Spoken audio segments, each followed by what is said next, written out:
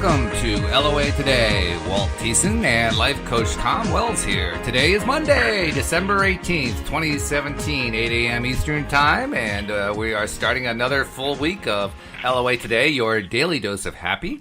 And Tom, I had a pretty good weekend. I hope you had a great weekend too. Yeah, it was a pretty good one. A little bit under the weather, so this is a great day to have our topic here. Oh. For me. Sorry to hear about that. Well, I hope you're feeling better anyway. That's the most important thing. Oh, yeah, I am a lot better. Oh, that's good.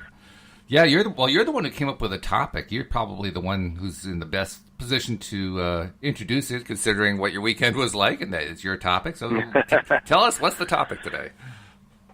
Yeah, well, we're looking at health and disease as it's related to the law of attraction.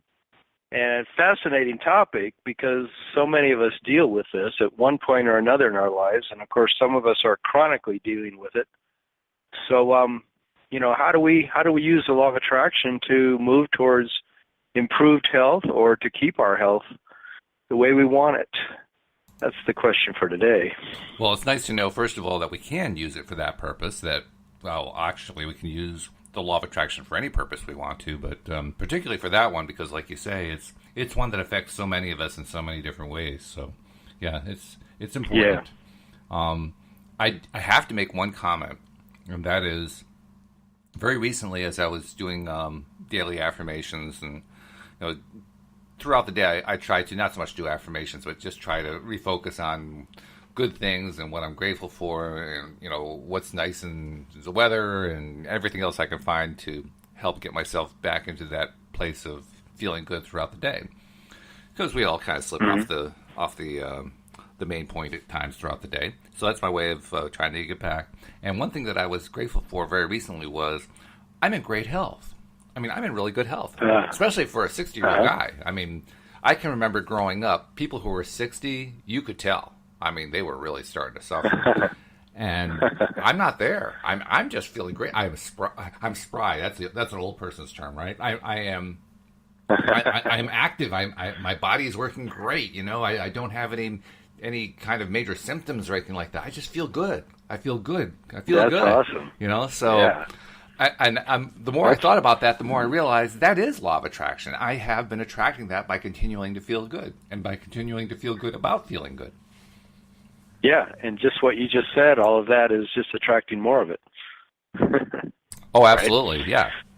So the question then becomes, how is it that we fall off the wagon, so to speak? Why is it that we do get sick? Yeah, it's interesting. I was looking into that over the weekend, and the things that I learned, and I think I knew this already, of course, but it's a combination of when we feel lack in more than one area of our life, usually, that leads to what we call disease, eventually developing in our bodies, eventually showing up in our bodies. It's almost like disease is just an extension of our emotional guidance system when it's gone far enough that we haven't listened enough, you might say, to make the necessary corrections to be aligned with our higher vibrational self. And it's usually a sense of lack in more than one area of our life. So we might be feeling lack in our career area, or our relationship area, our money area, whatever, our fun, how much fun we allow ourselves to have. And all of that combines together, and it's lack, a sense of lack that allows disease to develop, because it's simply a lack of ease, dis-ease. I love that way that word is such a great law of attraction description. Right. Of the process is taking place. We're uptight, we're worried, we're fussing about things, we're upset about things, we're complaining about things. And that's what brings it eventually over time to a state of disease that then shows up in the body as symptoms.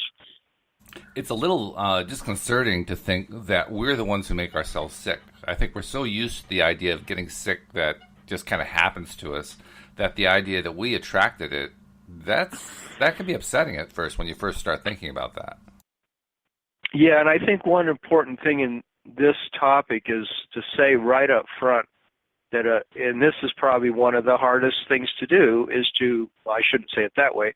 One thing we can definitely do is we can come to an understanding that we're not wrong if we end up sick. It's simply something we created. We created that contrast for a reason. We put that on our life path, and it's okay. It just means that what would you like to do now from this moment going forward to head back in the direction you want to go towards your natural state. Your automatically natural state is well-being and beautiful health. That's our natural state. And if we're not in that, we can head back in that direction little by little, or quickly, depending on how quickly we can tell better feeling stories about how we want to feel and how we want our life to be. That's so a good there's point. Yeah. a whole process for how to do that. That's a really good point, that it's not about blaming ourselves for having gotten sick. In fact, the moment that we're blaming ourselves is the moment we're reinforcing getting sick and sicker. That's right. And sickest. That's right. Yeah, it's a big game in a certain way. That you're here. You're a vibrational being. We're this infinite being manifesting in this body. So we know what it means to be aligned to perfect health. The body is the quickest way that we get the message that we're in alignment or we're out of alignment. And it can change really quickly back to alignment depending on our ability to vibrate back into alignment with that. And so how do you do that? That's the question. When you're not feeling well, or maybe you've been not feeling well for a really long time and you've got all these symptoms that are showing up in your body, how do you convince yourself to tell a better feeling story? And I think that's the crux of the whole thing, at least for me and my clients. A lot has been to get to the point where we tell a better feeling story. One thing is to lay down on the couch, lay down in bed, take 15 minutes, sit in a chair, close your eyes, and say, picture your body performing and feeling the way you want it to feel. And so, I know people who have really debilitating health situations and surgery after surgery after surgery. And how do you get to the place where you lay there in your recovery bed and visualize yourself feeling fantastic, and doing things that you really want to be doing, maybe things you haven't done for years with your legs or your arms or your, just your healthy body. But that's what we need to do. We need to envision and feel what it would feel like to have this really healthy body. One thing that I've Go ahead. Oh, I was just going to say, one thing that I've been advocating for some time now is the idea of using laughter. And you and I talked about that on Friday, too. But the idea that laughter is our easiest, best, quickest tool if we want to apply healing to some part of our body as quickly as possible. And in fact, scientists have shown that that when you laugh, literally the healing message gets sent out from your brain to the part of the body that needs healing within 90 seconds. Wow. Which, compared to how long most people get sick and stay sick, 90 seconds is pretty darn short. Yeah. And I think it's a big step for some people. I know it was for me when I was back in several years ago when I was spending a lot of time feeling bad about situations in my life. I went out to back in those days we actually had movie stores where you go rent DVDs, and I went and rented a whole bunch of funny movies, just like what's his name, Dr. Cousins did. Norman Cousins, right? Yeah. Norman Cousins recommended that in his book about heart health, and it was incredible just to give myself the opportunity just to watch funny movies and to say to myself, I'm just going to let go of all this concern for a while and just have some fun. The last time that I was starting to feel kind of under the weather, like you were this past weekend, was sometime during the summer. I can't remember exactly when it was. But there was one night I was feeling that tickle in the throat and all that kind of thing. And when I woke up the next morning, it hadn't gone away. So I said, okay, time to apply my own therapy. So I can't remember what I got out. It was probably Robin Williams on Inside the Actors Studio. The first 10 to 15 minutes of that are just hysterical. So whatever it was, I got it out and just started watching and laughing for the next 15 minutes or so. And I think I actually tried going to YouTube and just finding some other stuff, comedians or funny movies or whatever, and just playing some of the funny scenes that are out there. I didn't try to watch whole movies, just the funny parts, and making sure that I was laughing at each of those different intervals. And after, I don't know, I think I probably did maybe a half an hour of this, and then I had to get going with my day. And by the end of the day, I'd had a pretty good day, and I realized I wasn't feeling sick anymore. It was gone. So what was normally a sign of an onset of getting a cold or something like that disappeared. Yeah, it's fantastic. And when I thought about it, I realized, well, I especially gave myself a best chance to get rid of it because I caught it early, right? So I noticed early on that it was coming on, and it's a lot easier to stop the vortex early than it is later. So I took advantage of stopping it early and stopped it by using the laughter technique, and I just wiped it right out. Wow. Yeah. That's great. Yeah. I was looking at this thing from Abraham, and they were saying that the universe knows, your higher self, your inner being knows how to unfold your healing, how to unfold you getting back in alignment with your already naturally healed self, your natural well-being. And it's just that sometimes there's just more steps that just need to be taken. And if it doesn't happen, quickly, it's okay. Just keep taking the steps. And they say, you have to chill out more. You've got to look for more unconditional love for yourself. Right. Find more emotion and less thought. One huge thing, of course, is to go general. Is like when we're in the midst of feeling a lot of pain. One thing I do is I feel into the pain. I let myself accept the fact that I have it. I don't sit there and deny it and try to run away from it. I hold it like I would hold a little child who's crying, and I hold that painful place in my body and whatever's going on, and I accept it, and I try to give it as much love as I can. And then, I try to just think less about the fact that I have that going on.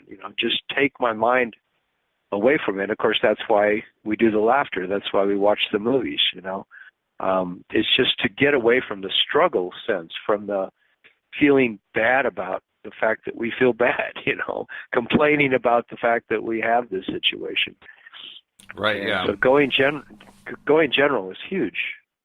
I think it was Louise Hay who came up with a metaphor of illnesses and aches and pains and diseases of the body being metaphors for life. So, for instance, if you have a headache, it means that in some way life is weighing down on you mentally, or life is in some way affecting you mentally. If you've got, if you've got a stomach ache, it means that life is kicking you in the gut. That kind of thing. So yeah. So when you look at it that way, then you begin to realize there are a number of different modalities, I guess you might call them, that we live with and often live with chronically that we become used to. And that's where the concept of resistance and release comes from, because what we're really trying to do is to get ourselves to a point where we can not only recognize that we're doing those things, that we're holding these things in, so to speak, that we're holding this bad stuff to ourselves by constantly focusing on it, or at least regularly focusing on it. But we also need to find that it not only exists, but that it can be released. And when we find, for instance, that there's one particular thing that we're always focusing on, then, okay, I release it. I let it go. I'm done with it. Goodbye. Go away. And then, like you say, engage in activities like laughing and feeling good and appreciating and doing all the positive stuff that we know that creates positive emotions in us. So it's the combination, right? It's the combination of doing the feel good and the releasing that makes the difference. Yeah. And some of the traditional, suggested processes that one can do is you can, again, do an appreciation journal where, every morning or every other day when you feel inclined, get out that journal and start writing what is going well. What are the things in your life that are working, in spite of the fact that you have cancer, in spite of the fact that you have diabetes, in spite of the fact that you just sprained your ankle and you won't be able to walk for 3 weeks.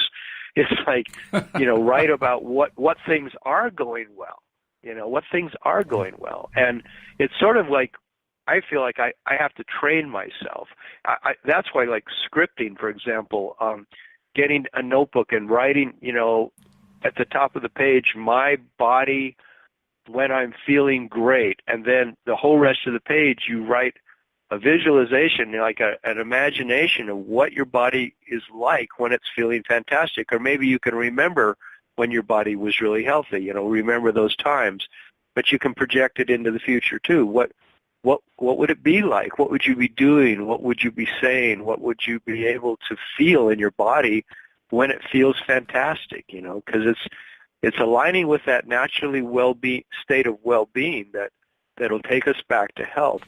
But if we are always looking at our symptoms and we're labeling them and we're reading about the symptoms and we're reading about the problem and talking to doctors about the problem and talking to our friends about the problem, it's good to identify a problem, but then how quickly can we get onto the solution-oriented thinking and the solution-oriented talking?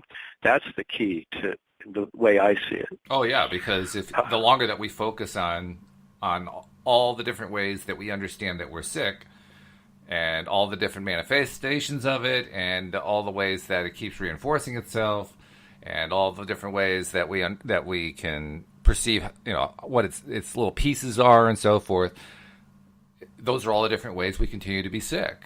That's the hard part, is recognizing that the more we focus on that stuff, the more we stay sick.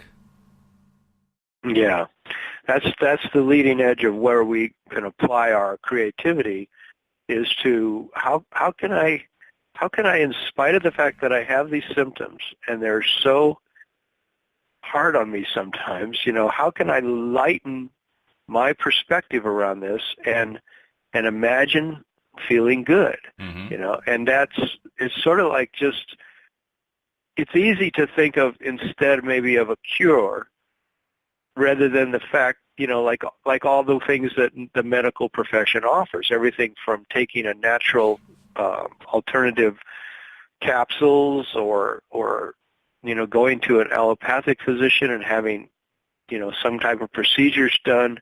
And it's not that we don't do those things. I mean, I think we just have to follow our intuition on what feels best. But if at the same time we can be telling better feeling stories about going forward into the next moment and the next moment and the next moment, maybe all we can say is that, like my symptoms are clearing up and my head is starting to feel clear and I'm starting to be able to, whatever it is, like what would be a little bit better place to be in.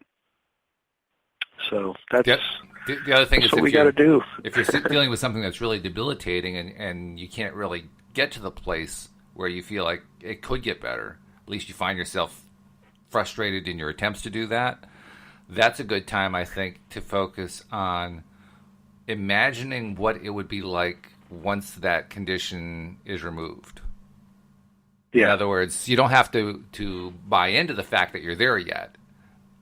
It's going to be more effective once you do buy into it. But in order to get the whole process started, it can often be good to kind of fake it till you make it, as they say, to talk about, wow, if my broken leg was healed, I'd be able to ski again. I'd be able to walk. I'd be able to run. And it's so much fun when I can do those things. It's so much fun. I mean, I'm a big skier, so I love skiing. I love doing the downhills. I like the moguls. I like all that stuff, Uh-huh. And you start putting yourself back into that place and then feeling it and feeling good about it and getting excited about it and saying, oh, wow. And not letting the fact that that leg is still broken get into your mind at all. It's just saying, no, instead of focusing on that, I'm going to focus on this other side. I'm going to stay there throughout the day. I'm just going to continue to go back there. And every time that my leg reminds me that I have a broken leg, I'm going to say, nope, I'm going back on the ski slopes. I mean, I think you're a skier. Yeah. If you're not a skier, obviously it's something else. I'm not a skier, but if it doesn't matter what the thing is, as long as it's something you enjoy doing. So basically, you put yourself back into the place you were in when you didn't have the affliction. Yeah. Yeah, I think for some of us who are experiencing a more chronically debilitating thing that maybe has been going on for years, one thing that is suggested a lot, I know by Abraham, is to minimize the fact that it's been going on for a long time. Yes. You gotta not get into that being so significant, even though sometimes it can make us feel really defeated, right? If we think about it like that, if we say, yeah, but I've been trying for 8 years to change the situation, or I've been trying for 30 years to change the situation, and I still have this physical problem that just torments me, or whatever it is, it's really, something to accept the fact that the brand new moment that you have right now, going forward, the universe is capable of beginning to deliver to you that transformation that you've been wanting for 30 years or 10 years or 5 years or however long it is. And that it's that level of faith and trust that it can transform, and that it can happen little by little, or it could even happen quickly. But, we've got to get to the place where we're believing that and telling that story of that transformation taking place, and of what it's like when it finally is, all done and we've got the health we want. I mean, Abraham says a lot, there's no physical condition that can't be transformed. And, people would argue that who are going through hell with their bodies, right, would say, I don't believe that. That's just not true, I'll never get out of this condition, I'm going to die from this, and maybe they will. But all I can say is that maybe we have infinite power at our disposal ultimately, and things can change. And it just takes a lot of allowing and trusting and being easy on ourselves, being kind to ourselves, a lot of self-love. Yeah, I'd say that's very true. Not only are we the people who keep ourselves sick, because what you described there is a sick mindset. It is a mindset of being sick, that I will never get out of this. I will die like this.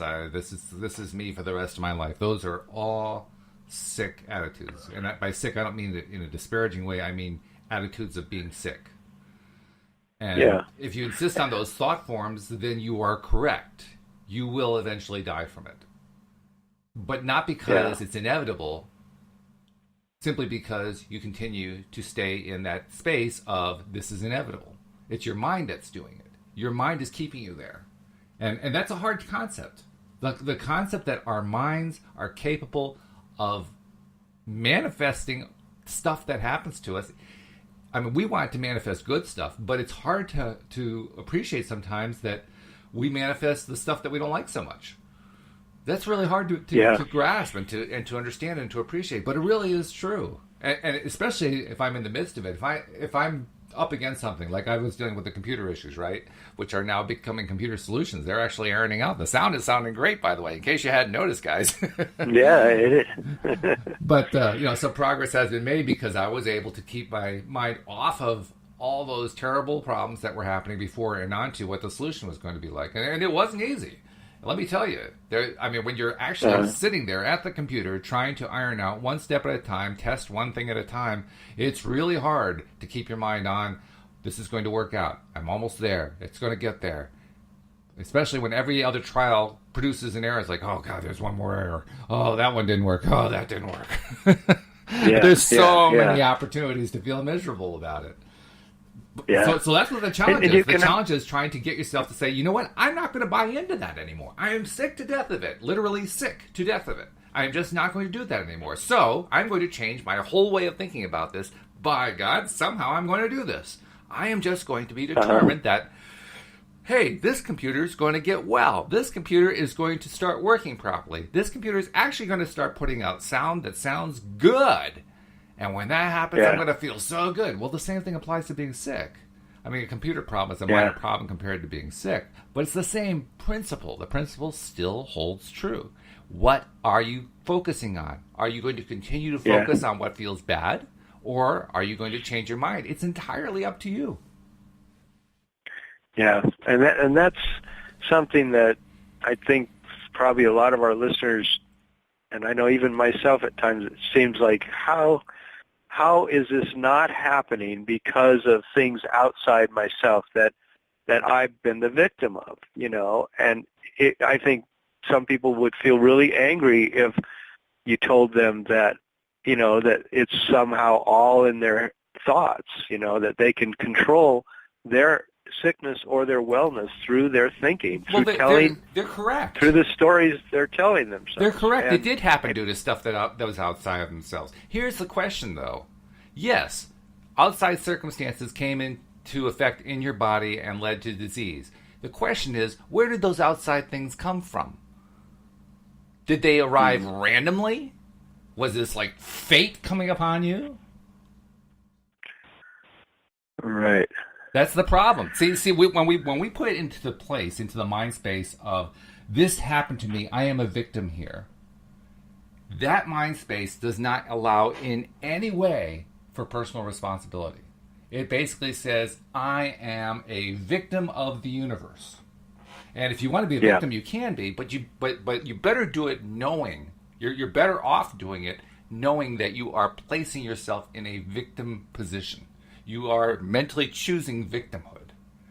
And once you understand you're doing that, then you also have to understand one follows from the other. If you put yourself in a place of mental victimhood, you are going to be a victim. Even if you don't believe in the law of attraction, you're going to continue to be a victim. And there are going to be ways that life is going to come at you and say, okay, here you are. You're the victim. Congratulations. You win. You just attract more of the same. Well, it's a very interesting thing. Like I've mentioned in other shows, I've had this sinus condition that used to be really severe, and I've been lessening it and getting it better and better and better over the years, whereas now I've only got maybe 1 or 2% of the symptoms I used to have. And I did it a lot through law of attraction by continually telling myself that I'm healthy and that my sinuses are clear, my nasal passages are clear, my ear canals are clear, everything's flowing beautifully, and, just continually trying to focus on that. But the thing that's been interesting is that my condition is supposedly caused by, here's the victim thing, caused by foods such as gluten, sugar, these different things that are in my environment. And so when I ingest these things, dairy products, for example, then I get symptoms, right? And I have such a strong belief that those foods cause my symptoms that they do almost immediately. So if I go eat a few pieces of chocolate, I can almost, quote unquote, guarantee, this is my story, that I will have some reaction, that I'll start getting a little bit congested or something like that will happen. And it's really a fine hair trigger as to, how I'm causing that and how is it really the sugar or is it me, and could I actually eat the chocolate and not have a response in my body if I was in the right vibration? My belief is, if I was in a high enough vibration, if I was tuned into who I am as an infinite being, I was vibrating with my natural state of well-being, which is a perfectly functioning body, then I could eat that sugar or I could eat that dairy and I wouldn't have the reaction. But boy, to get to that place where that's the way it goes down, that's the interesting part with law of attraction, is to have such a strong feeling story, such a strong visualization of my healthy body that I literally could eat some of those things and I wouldn't have a reaction in my body. And so the question is, you can only change things within your belief system, within what you believe is possible. So I have to believe that it is possible. And then I feel like I've got to work on a story that feels so good to me of a healthy body and the other aspects of my life, because if other aspects of my life I'm feeling lack, that can pull down my body. The body is the first place that it shows up, you know. Mm-hmm. So it's all this like very interesting play of getting really positive, getting to where the stories I'm telling about my life in every area of my life are more and more the stories of how I want my life to be. And I think that's how health comes about. Yeah, the whole question about how to deal with this kind of dilemma that you're outlining there, which of course is an extremely common outline. I mean, that you can apply that to so many different areas of our lives because that's the way many of them play out. They all remind me of what David Bartke and I were talking about yesterday during our Sunday broadcast. Uh-huh. We were talking about the emotional guidance system and how you're ill-advised to try to go from one extreme of the system to the other, from one extreme of the scale to the other, because you just can't get there. The law of attraction actually blocks you from getting there because it's still giving you stuff from the one end, and you're trying to jump onto the other end. And the analogy that I used to help illustrate it was a staircase. If you're at the bottom of a staircase, you don't try to get to the top of the staircase in one step. It's just too big. Uh-huh. You just can't. Uh-huh. Your legs just aren't that long. I mean, I'm 6'8". My legs aren't that long. So I mean, you just don't do that. But if you take it one step at a time, you will get to the top of the staircase every time. I mean, that's just how staircases work. So the same thing holds true for if you are in a space where you have long believed that sugar is bad for you and that sugar causes problems. And I'm one of those people. So if you're at the bottom of the staircase, you try to bound right to the top that says, okay, I am fine. Sugar no longer affects me. No. That's too fast. You can't get there that fast. So you do it in stages. What's the first stage? Well, probably the first stage is you stop eating sugar for a while so you can work on yourself. So you aren't constantly pushing yourself into a corner, right? That's the first thing. And then after you've laid off the sugar for a bit and you replaced it with something else that's non-sugary, the second step is to start working on your mind. It's start working on, okay, so let's see, where am I getting hooked on the idea of I need to have sugar in order to function, and what can I replace that with, and how can I get myself into my happy place so I can feel good, because when I'm feeling good I have less of a need for sugar, and you just start working through your process, right? And eventually, by taking those steps that continually refocus yourself on who you are, on who your true inner self is, being in that point of balance and that point of happiness, that point of joy, eventually you do get to the point where you could actually one day take that dose of sugar and not even notice it. Your body just isn't even affected with it because you're in a very high vibrational place. The interesting thing is, when you get to that point, you probably won't want sugar. You probably won't want it. I found that out with alcohol. I gave up alcohol right after college. I didn't like the way it was affecting me. I didn't like the way I felt. I didn't like the morning after. I didn't like any of it. I didn't like that taste in your tongue and all that kind of stuff. And I said, this is ridiculous. Why am I continuing to do this to myself? So I just gave it up cold turkey. And that was like 24, something like that, 25. About 10 years later, I was working for an advertising agency, and the advertising team went out for an outing. We went to a concert, actually. Just for fun, not part of work at all. Just go out and have a good time. I think the concert was actually the Moody Blues. It was really good. But anyway, at this concert, I'm sitting next to the president of the company, and we're chatting, talking about the concert and so forth. It was like, during intermission, I think it was two bands. It was the Beach Boys were the first band, and then the Moody Blues, so it was a pretty good act. So it was between the two acts, we're talking, and he had given up on alcohol.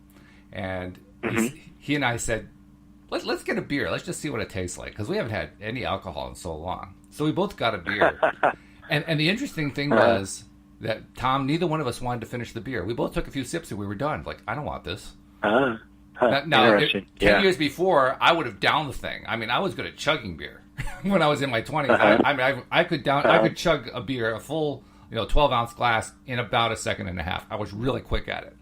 I could barely even take more than a sip 10 years later, because I had conditioned my mind, not intentionally. I didn't know about law of attraction at that point, but I had, through just my whole transition away from it and replacing it with other behaviors. I even replaced all my friends. All my party friends were gone. I'd replaced them with new friends. That whole pattern had changed so much that when it came to actually tasting the alcohol, I had no interest in it anymore. None whatsoever, which surprised me. Yeah, there is something about that. I've said to people that one reason I think I can't eat these foods anymore is because there's something in my higher vibration of who I am in my life, the way I live now, the life coach and doing all this kind of work that I do to help uplift other people, is that I need to stay in a state where I feel uplifted, where I feel like I'm vibrating with my higher self as much as possible. And that, of course, that's how I want to be anyway, whether I'm a life coach or what I'm doing. But sometimes I think it's that I've moved beyond the vibration of some of these foods, into foods that vibrate more with what feels better to me. That's all. When I feel better when I eat the apple than I do when I eat the caramel candy, and so I eat the apple. Right. And so, I suppose there's something to all that. And I know that, theoretically, I could eat anything, theoretically, but I can only do what's within my belief system. And so as I relax and do what I believe is possible and what I believe works, then I can slowly let go of the angst I have around it. Like I've been slowly letting go of the angst around the fact that I can no longer eat some of the foods I used to eat.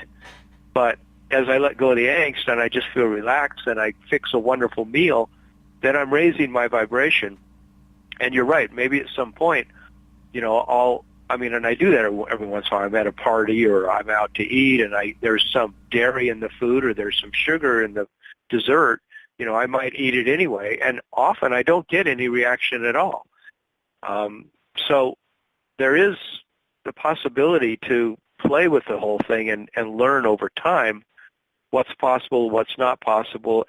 But the bottom line for me is, am I continuing to raise my vibration and just relax into the fact that my natural state is well-being. My natural state is a perfectly functioning body, Right. and can I just keep relaxing into that? Yeah, oh yeah. And the good news is that as we are, especially if there's a substance involved, such as alcohol or sugar or gluten or anything else, as we stay away from it for a while and replace it with healthier choices and continue to work on ourselves, like you say, vibrationally, it becomes easier to feel good. Because the symptoms that we associated with whatever the thing was that we're getting rid of are dissipating. They're going away. And so we literally do feel better. Yeah. And now it gives us a way to say, wow, this is at least making me feel better. I don't know if I'm actually healing yet. We really are. I don't know if I'm actually healing yet, but boy, I feel better. I'm going to keep doing this because it feels better. And that's what you say. That's how you stay in that high vibration part. Yeah. Yeah, does it feel good? Does it feel good? Does it feel good is what Abraham always says, And it's interesting how I read over the weekend, a lot of things about health that Abraham says, and it's so prevalent in all of it is one theme that underlies everything they say is, are you telling a story that's leading towards feeling good? Does your story feel good? Your story going forward, does it feel good? And are you choosing feeling good?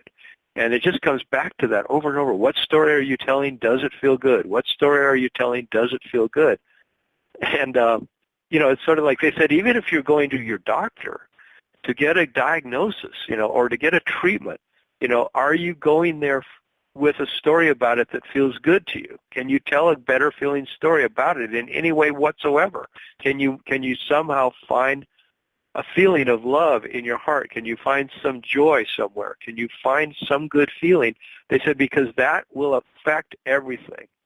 But if you're always telling a story that feels bad when you tell it, then it's going to just perpetuate. I mean, it's so important for me in my life to not tell my friends the bad feeling stories about my sinus condition, for example. If they say, well, why can't you have any of that? I'll say, oh, well, my body does this, my body does that, and I usually get this bad symptom if I do it. And I find that I don't want to tell that story. I maybe just say, oh, I'm better off if I don't eat any of that. any of those brownies. I'm better off. I probably won't. Instead of telling them the whole story, oh, I wish I could have it, and I really, really, really love brownies, but I can't because when I eat it, this happens, and oh my God, I've got this candida, and I give it a label, and I give my sinusitis a label, and it's like, it just is a self-perpetuating system of disease when I have a huge story about how bad it all is. I've got to have an opposite story, and that's the thing that takes the courage or the willingness, to tell this a different story, that says, oh, I used to have some symptoms and I'm letting go of them, and I'm just starting to feel really great, and even if it's not that way yet, to tell that better feeling story. And certainly if you go to your doctor, and you start telling him what your symptoms are, you have to do that. That's part of being at the doctor. The doctor needs to know what your symptoms are. But there's no reason at all, and every reason why you should, after you've explained the symptoms, say, now here's how I want to feel instead, and then start laying out what that feels like. Because two good things are going to happen there. The first good thing is that it's going to start affecting your own vibration level. And the second thing is 9 doctors out of 10, I can say this without even looking at a scientific study, 9 doctors out of 10 are going to say, yep, we're going to help you get there. Good attitude. We like that. We're going to make sure that you get better. And they're just going to reinforce that positive vibe that you just started. So it actually does pay to tell the doctor how you want it to be instead. Yeah, because focusing on disease produces more disease. Focusing on wellness produces more wellness. That's sort of the bottom line of the whole thing. Yeah, starting with what your symptoms are. Again, the doctor needs to know what those are. But you don't live there. You don't stay there. You just say, okay, here they are. Here's what I'm dealing with. Now, here's where I want to get to. Under door number 1, door number 2, and door number 3, here are my choices, and I choose door number 3. That's right. I think the hardest thing, one of the most interesting things to try to understand for anybody that's dealing with health issues is that a skill that needs to be developed. For me, this is like just bottom line in my own life. A skill that needs to be developed, no matter what, is the ability to visualize and tell better feeling stories, to feel into that condition of what it would be like when you are feeling fantastic. And I think I've noticed with my clients and with myself, these are not skills that we have developed. And so it's sort of like it's almost like an art form. You've got to decide, or mastering some craft or something, you've got to decide, well, I have to master the craft. I'm choosing to master this craft of talking to myself in ways that tell the story of how I want it to be going forward instead of how it is. We have to quit looking at what is so much. Well, speaking for myself, I am developing those skills. I have been developing those skills, and I'm proud of myself for having worked on developing those skills. And I don't have them all yet, but I got a lot more than I did, say, a year ago, and a whole lot more than I had 3 years ago, and a ton more than I had 10 years ago.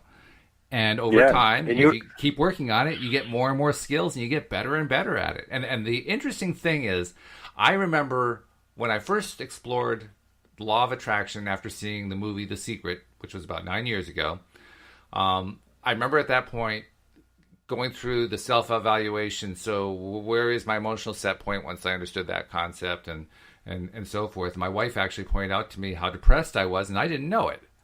But I eventually became aware of it. I came to terms with it and became aware that, I guess I was exhibiting a lot of negativity, and I was determined to change that. And over time, I now realize, looking back, I was feeling depressed. I didn't give it a label. I kind of blocked it mentally, but it was still there. I was still feeling the depression. And today, by contrast, I can feel it in my jaw. I can feel it in my cheeks. I have a perpetually happier expression, much happier than I did 10 years ago. Oh, wow. I feel it. I feel it every day. And it's a weird thing, but it's a nice thing. It's a nice weird.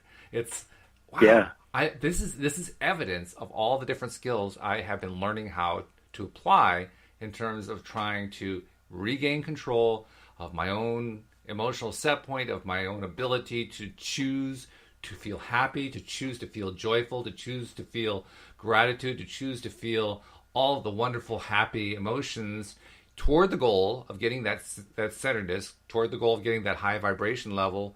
And, oh, by the way, simultaneously along the way, identifying all the different ways that I didn't realize I had resistance put up. And as I find them, let them go, let them go, let them go, release them. And some of them take longer to release. I just can't seem to release them as quickly. But eventually I convince myself, yeah, I can release them. And I keep changing the language around and changing it around. And we can learn this. We can learn it. I am now positive proof that we can learn it because, heck, if I could do it, and let me tell you, it was tough for me. Probably tougher than for most people based on the stories I've heard about how quickly people are able to manifest with a secret, the things that they want in their life. I'm a slow learner. But I'm getting there, and I have gotten there. So if I can do it, anybody can do it. That's the way I look at it. That's great. Yeah, that's a great story. It's really my story, too, which is why I became a life coach in the law of attraction area, because I watched myself transform over a period of 2 years, really, from being very depressed and feeling really hopeless in a number of areas of my life, and struggling with it, trying everything I could through psychology, through shamanism, to transform myself into a happier person through meditation, so many things. And then finding that law of attraction, when I began to understand its principles of telling better feeling stories, made all the difference in the world and continues to make all the difference to truly transform every area of my life into just to take the angst out of it, take the pain out of it, take the sadness out of it. And it's really enabled me to minimize my physical conditions, my mental, emotional conditions. It's brought more abundance into my life in terms of money and wealth, and everything that I want is all dependent on my being able to tell these better feeling stories. And there's a lot of other processes that we do, like learning to spend more time going out in nature, learning to spend, to say something at night when I go to bed and something in the morning that sets me up, the meditation that I do, my appreciation journal, a lot of different things that we can do that keep us going in that track towards feeling better and being happier and being more aligned with who we really are. Absolutely true. Yeah. In fact, that analogy I mentioned earlier about the staircase, where the bottom step is depression and anger and fear and sadness and all the negative emotions, and the top step is happiness and joy and excitement and thrills and gratitude and all that good stuff. And all the steps in between are the steps in between. There's the less negative and the more positive, and so on and so forth. When you think about that scale, what we're trying to do is climb that scale one step at a time. So like over the period of days or weeks or even months, we're trying to take one step at a time. And the reason I point to that metaphor again is not only is it important to climb it one step at a time, but I want to remind us we very much need to enjoy the journey and appreciate the journey.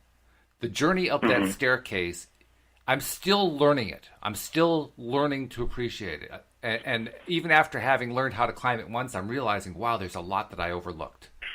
There's a lot that I missed moment by moment. It's really, really important to pay close attention and to really appreciate and value every step of that journey. Even when you're in that negative zone, realizing that you're taking steps upward, that you're taking steps toward where you want to be. And saying, wow, I just left behind a really bad thing. Yeah, I'm not in a great place now, but it's better than I was at, and I'm going to be in an even better place tomorrow. And even in that bad place, finding that there are still little good things that are going on and appreciating those things. And saying, this is a great journey, this is a great journey, this is a great journey. Because like Abraham says, you're never going to get it all done. There's no way to get it done. This is the show that goes on forever. It goes beyond this lifetime. This is the show of what we do for all of existence, forever and ever and ever. And and the purpose here is to have fun, to enjoy this. So, let's enjoy it. Let's enjoy that upward path. We don't have to enjoy the downward path, but let's enjoy the upward path. Let's spend more time focusing on that enjoyment, because what happens is we end up taking steps faster. Yeah. Yeah, they say that, the whole purpose of life is the flowing of energy. It's the flowing of it. That's the enjoyment of pointing your boat downstream, going with your path of least resistance, and finding out what it feels like to flow, and accepting the fact that if there's contrast that we put on our path, that's part of the play here that we're creating for some reason, and to go with the flow of the fact that we created that contrast, and now how do we want to move through it? And that, like you say, if you can enjoy the journey one step at a time of moving through the contrast, then you can actually find joy in every little bit of improvement, right? And forgiveness and acceptance of the fact that if we feel like we're backsliding, if we feel like we're not making progress, then at those times, just accepting that we're there and then saying, but there is hope, that there is possibility here. I can improve, and I'm going to improve, Oh, absolutely. I guess that's what it comes down to. Oh, it definitely does. There's no doubt about that. And in fact, that's one of the reasons we do wins when we start each one of these podcasts, right? We want to focus on what are some of those activities that we went through that helped us take one more step up that staircase, one more step on that journey for us to appreciate and forgive ourselves and feel better about ourselves and feel better about others and feel better about what's going on in our lives and feel better about the stuff to feel good about. That's why we do wins. Yeah. That's the whole purpose of wins. That's what wins are all about. Uh-huh. Otherwise, if you don't do it, if you don't focus on the wins, you miss them. Uh-huh. You miss them. You don't notice them. I mean, you can go through an entire day, have 4 or 5 wins, not notice them. At the end of the day, you said, oh, wow, I had a lousy day. Yeah. Actually, you had a pretty good day, but you skipped over the wins, You just didn't take any time to live in and appreciate the wins, which is why the various activities like what Louise and I do, the 3 gratitudes, we think of 3 things that were wins for the day, 3 things that went well. And when you relive them, you say, oh, yeah, I forgot that happened. Yeah, that was good. Mm-hmm. It reminds you, and it brings you back into that space that you really need to be in. Yeah, I was just reminded by my life coach the other day to write down before the end of the year here, if I can, all the wins I had in 2017. And she said, "Oh, you're going to write a novel?" So good to. Pardon me? I said you're going to write a novel. Well, that'd be nice. Yeah, I like 300 pages of wins, right? When it comes down to it, I started thinking just randomly about it. I haven't started writing it yet, but it's one thing I want to do really soon here, because I think there was a lot of wins. And when I start going back and giving myself credit for the things I did accomplish, then it'll build that for the 2018. I will be entering the year 2018 with this sense of, but I did accomplish that and that and that and that and that. And that's something that, being a perfectionist, I have tended in the past to minimize the things that I do accomplish, and then I maximize the sense of I need to accomplish more, because it's never quite good enough when you're a perfectionist, and I'm changing all that, I'm changing that into believing that I have accomplished a lot, and that's reason enough to know that I'm on a very good path and that I'm enjoying my journey, because all I want to do is enjoy my journey more. I know that, I might like to have more money, I might like to have this or that, but it's really enjoying right now, today, that matters the most to me. How happy can I feel today, Isn't that ironic, though? Not so much tomorrow. That as perfectionists, because I'm a perfectionist too, or I have been. I'm less. I actually have abandoned perfectionism, but for the longest time I was a perfectionist. And isn't it ironic that perfectionists are the ones who are least willing to focus perfectly on what they did right? Yeah, exactly. I mean, that's weird when you think about it. The last thing that a perfectionist wants to know is what he did right. All he's interested in is what he did wrong. Yeah. Well, I guess the bottom line message a perfectionist got, is that they're not enough. And, if their 2 main caregivers in their life, or their teachers and their main caregivers, are giving them the message that they need to be better, they need to be better, they need to be better, they're never quite enough, then it's really, that's your bottom line. What you're thinking is, I'm not good enough, and so I better try harder, I better do more. But to be able just to accept that I've done a lot, and I'm really accomplishing a lot, and I want to give myself full credit for that, and forget about, becoming perfect. It's almost like, I love that you gave that up. Oh, yeah. I can't say I've 100% given it up, but I've given it up a lot more than I used to actually adhere to it, that's for sure. But it constantly amazes me how perfectionists are so good at focusing on what they did wrong. I mean, because I did that constantly. And not just focusing what I did wrong, but focusing on what everybody else did wrong. Everything was about finding the one flaw. There's a flaw there, and by God, I'm going to find it. Yeah. And not realizing that what we're really doing is setting ourselves up by constantly moving our goalposts. Even when we reach a goal, well, it's not good enough. So I have to move it further ahead. Okay, so I'm going to reach that goal. Oh, nope, that one's not good enough either. It's a constant series of never reaching the goal because we're always moving the goalposts. And never celebrating. It's certainly never celebrating once we get there. You get a touchdown, forget it. Celebration, you're not allowed. Not as a perfectionist. Yeah. Or getting really good, for me, it's getting really good at looking at the things that are working well, that I do appreciate, and having the focus on those actually be bigger than my belief that, well, if there's something wrong, I have to root it out. Yeah, right. If there's something wrong, I've got to put focus on it because it's not going away until I root it out.